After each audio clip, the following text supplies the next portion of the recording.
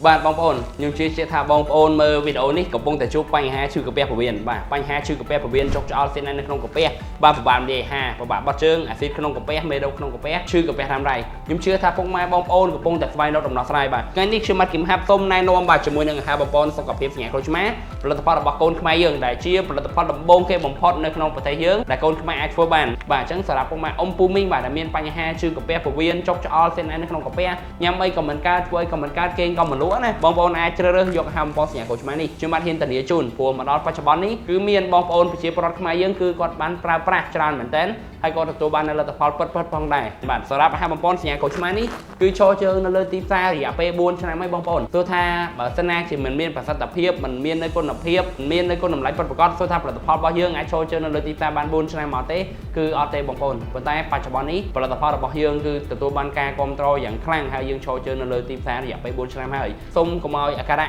ដែលពិបាករបស់បងប្អូននៅរំខានបងប្អូនបន្តទៀតបាទជ្រើសរើសយកផលិតផលកូនខ្មែរហាក់បំពន់សញ្ញាកូចខ្មែរ